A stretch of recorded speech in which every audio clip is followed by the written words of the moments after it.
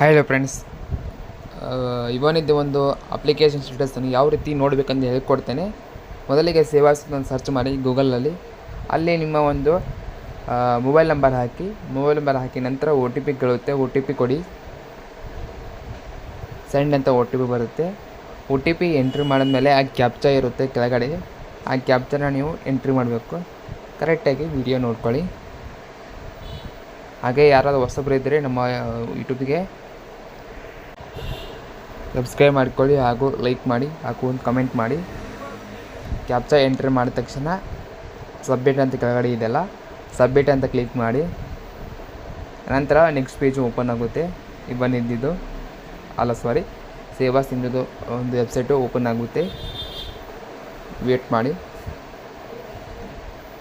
ನಿಮಗೆ ಏನಾದರೂ ಇವನಿದ್ದ ಬಗ್ಗೆ ಡೌಟ್ ಇದ್ದರೆ ಕಮೆಂಟ್ ಬಾಕ್ಸಲ್ಲಿ ಕಮೆಂಟ್ ಮಾಡಿ, ನಾನು ನಿಮಗೆ ಉತ್ತರ ಕೊಡುತ್ತೇನೆ. ಈ ರೀತಿ ಓಪನ್ ಮಾಡಿದ ತಕ್ಷಣ ಅಲ್ಲಿ ವ್ಯೂ ಆಲ್ ಸರ್ವಿಸ್ ಅಂತ ಇದೆ ನೋಡಿ, ಅಪ್ಲೈ ಫಾರ್ ಸರ್ವಿಸ್ ಅಂತ ಇದೆಯಲ್ಲ, ಕೆಳಗಡೆ ಕ್ಲಿಕ್ ಮಾಡಿದ ತಕ್ಷಣ ಅಲ್ಲಿ ಸರ್ಚ್ ಬಾಕ್ಸ್ನಲ್ಲಿ ಇವನಿದೆಯಾ ಅಂತ ಸರ್ಚ್ ಮಾಡಿ. ಇವನಿದೆ ಸರ್ಚ್ ಮಾಡಿದ ತಕ್ಷಣ ಇವನಿದೆ ಅರ್ಜಿ ಪರಿಶೀಲನೆ ಇದೆಯಲ್ಲ, ಅದರ ಮೇಲೆ ಕ್ಲಿಕ್ ಮಾಡಿ. ನೆಕ್ಸ್ಟ್ ಪೇಜು ಓಪನ್ ಆಗುತ್ತೆ. ಅದು ಕ್ಲಿಕ್ ಮಾಡಿದ ತಕ್ಷಣ ಅಲ್ಲಿ ನಿಮ್ಮ ರೆಫರೆನ್ಸ್ ನಂಬರ್ ಕೇಳುತ್ತೆ, ಅಂದರೆ ಅಪ್ಲಿಕೇಶನ್ ಹಾಕಿದ ಒಂದು ಐ ಡಿ ಕೇಳುತ್ತೆ.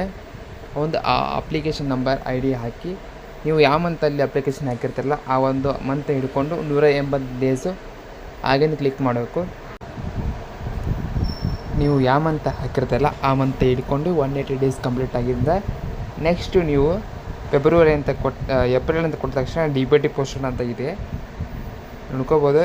ಡಿ ಬಿ ಟಿ ಪೋಸ್ಟೆಡ್ ಅಂತ ಇದೆಯಲ್ಲ, ಅಮೌಂಟು ಬರುತ್ತೆ. ಯಾವಾಗ ಬರುತ್ತೆ ಅಂತ ಹೇಳಕ್ಕೆ ಬರೋಲ್ಲ, ಬಟ್ ಅಮೌಂಟ್ ಪಕ್ಕ ಅಂತ ಬರುತ್ತೆ. ಈ ತಿಂಗಳು ಅಥವಾ ಎಂಡಲ್ಲಿ ಬರುತ್ತೆ.